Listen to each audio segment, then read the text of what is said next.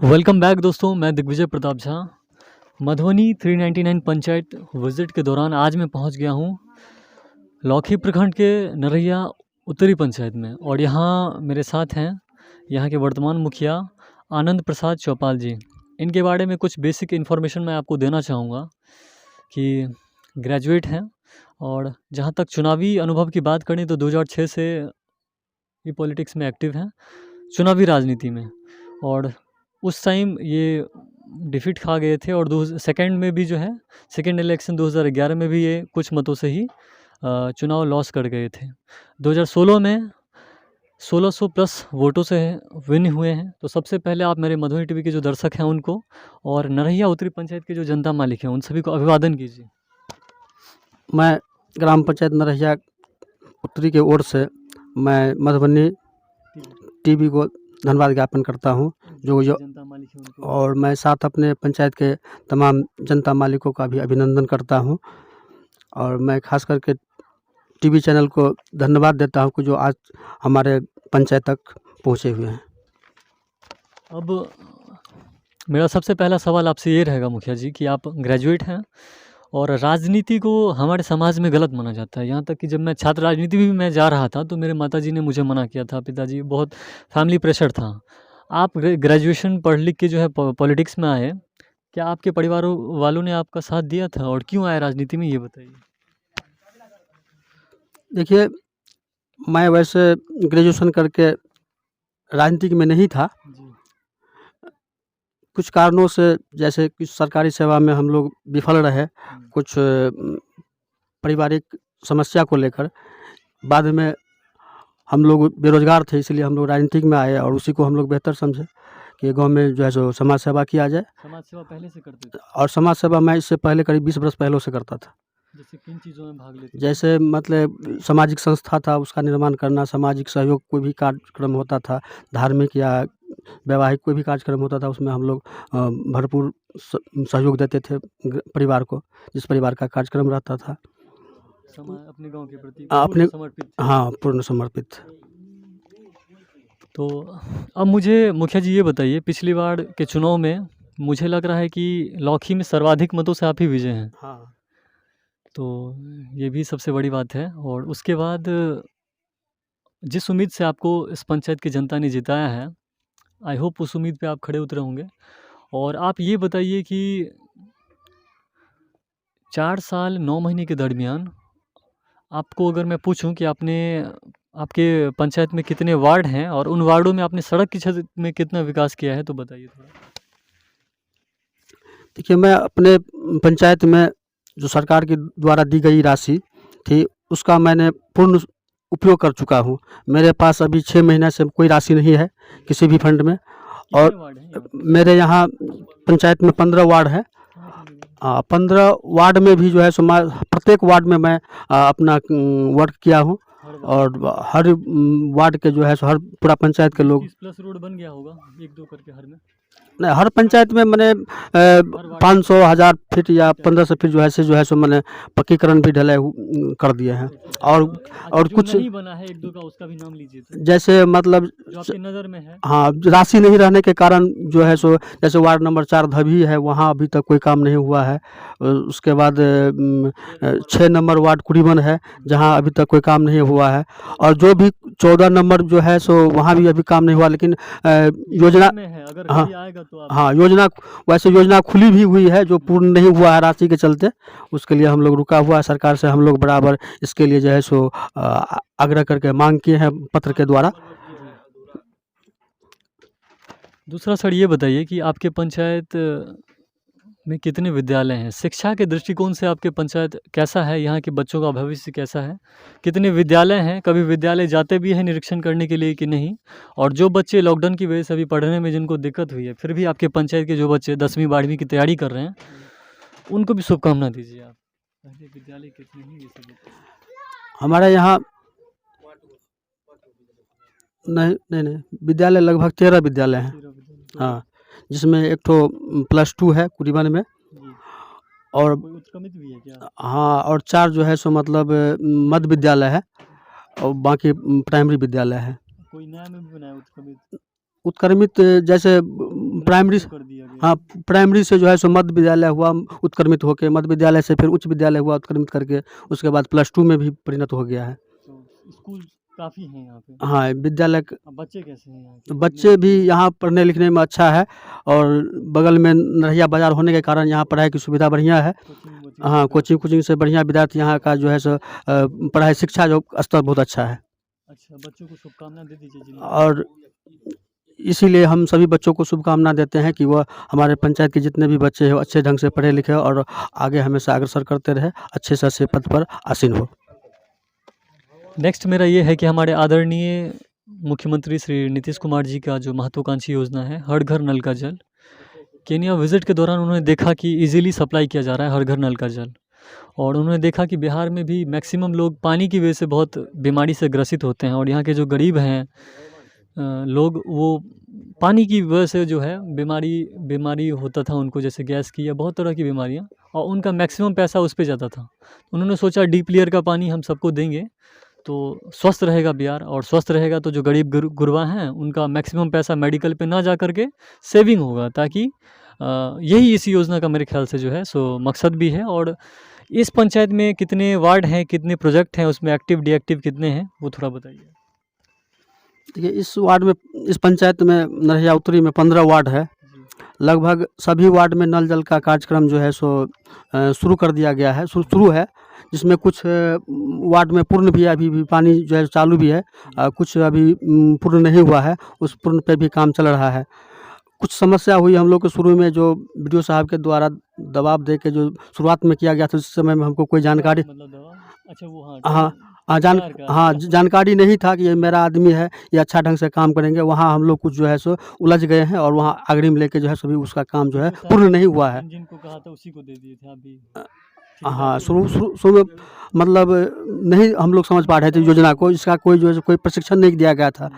उसी आधार पे जो है थोड़ा ओपन बाजी मार लिए थे उसमें, हाँ। थोड़ा मुखिया जी सबके साथ। हाँ, अब ठीक है ना, अब ठीक, आपका अपना आदमी सब है हाँ ना? हाँ, अब अपना आदमी है, और वहाँ सब जगह काम चल रहा है अच्छा ढंग से, और पानी भी निकल रहा है। वही जो 2-3 ठो शुरू में जो हुआ योजना, उसमें जो है सो थोड़ा दिक्कत है, उस पे भी जो है सो हम लोग पूरा लगे हुए हैं। उसके प्रति ठेकेदार के प्रति हम लोग जो है सो सरकारी स्तर से कोर्ट द्वारा उसको नोटिफिकेशन भी किए हैं 3 बार, और उसको जो है सो काम पूर्ण करने के लिए बराबर आग्रह करते हैं। वो समय भी दे रहे हैं कि कर देंगे काम। आपके और पंचायत में पंचायत सरकार भवन है? मेरे पंचायत में पंचायत सरकार भवन नहीं है। इसके लिए मैंने 2000 है ना, लेकिन ज़मीन उपलब्ध है। इसके लिए हमने 2017 में ही जो है सो 19 कट्ठा ज़मीन का जो है सो NOC करके प्रखंड कार्यालय के द्वारा जो है सो जमा करके वहाँ भिजवा दिए, लेकिन अभी तक उस पर कोई प्रक्रिया नहीं हुआ, उस पर कोई कार्य नहीं हो रहा है अभी। सामुदायिक भवन कितने हैं? सामुदायिक भवन हमारे यहाँ हमारे पंचायत में एक भी सामुदायिक भवन नहीं, सरकारी कोई भी भवन नहीं है। सरकारी कोई भवन? हाँ, अच्छा, कोविड-19 के दौरान आपका क्या योगदान रहा था? कोविड-19 के द्वारा हमने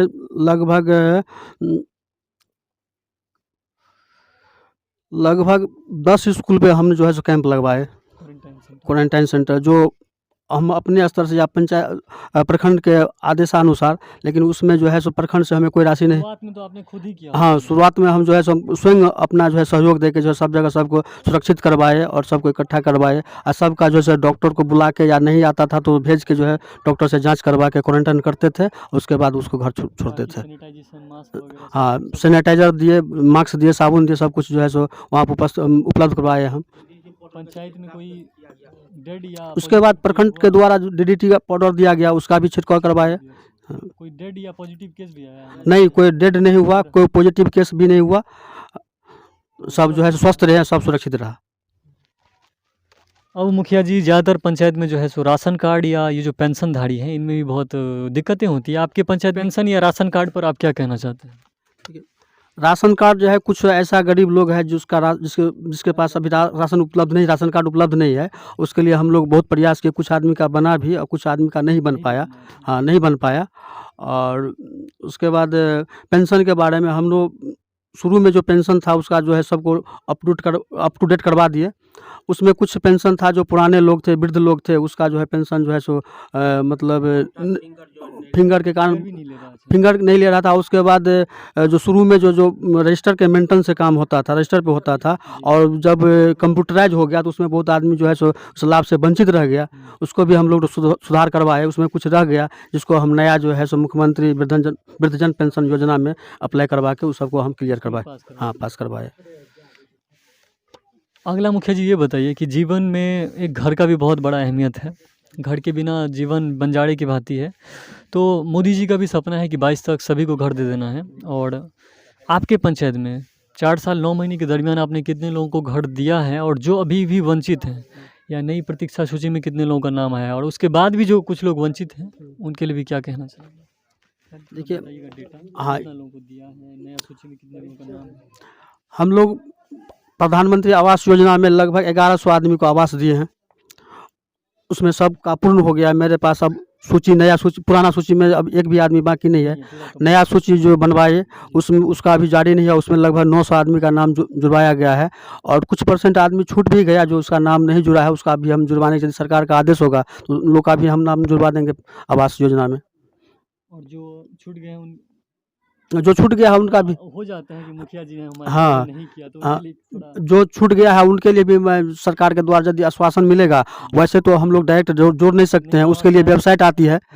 जब सरकार का आदेश होगा, ये कुछ पता है कब तक खुलेगा, कुछ ऐसा होगा? वेबसाइट जो है सो जैसे सरकार ऑफिस के अनुसार जो है सो हमको लोगों को आश्वासन दिया गया है कि हो सकता है जनवरी लास्ट में या फरवरी तक में जो है सो खुलने वाली होगी, खुलेगी। कितने लोगों को मिल गया होगा आपके पंचायत में? शौचालय हमारे यहाँ लगभग 1000 आदमी को मिला होगा। हाँ, और कुछ लोग अभी बना भी रहे हैं, उसका भी पेमेंट हो रहा है। फिर से जुड़ने वाला है 15 फरवरी से, ये भी बता दीजिए। और 15 फरवरी से फिर मतलब नया अप्लाई होगा। जो लोग जो लोग छूट गया है उनका भी जो है सो रजिस्ट्रेशन करवा के उनको भी शौचालय बनवाने का हम लोग काम करेंगे, उसे प्रोत्साहित करेंगे। और आप अपने पंचायत में प्रधानमंत्री जन आरोग्य योजना उस सब का कार्ड वार्ड बनवा दिए हैं कि नहीं? प्रधानमंत्री जन आरोग्य योजना का कार्ड जो है सो मतलब चिकित्सा विभाग के द्वारा जो है सो कुछ लोग को वितरित किया गया आशा के द्वारा, जी, आशा के द्वारा। और अभी कुछ लोग बाकी है जिसका कार्ड अभी नहीं बना हुआ। जैसे ही निर्देश होगा हम सबका कार्ड बनवाएंगे। पिछली बार आप 1600 वोटों से जीते थे, नेक्स्ट लड़िएगा कि नहीं, ये बताइए। पिछले बार हम 1600 वोट से जीते थे, लेकिन इस बार फिर हम जो है सो चुनाव लड़ेंगे, और जनता का सेवा हम भरपूर किए हैं। ये पूरा उम्मीद है। हाँ, पूरा उम्मीद है कि फिर हमको जनता जो है सो फिर पुनः जगह देगी, हमको फिर विजय बनाएगी।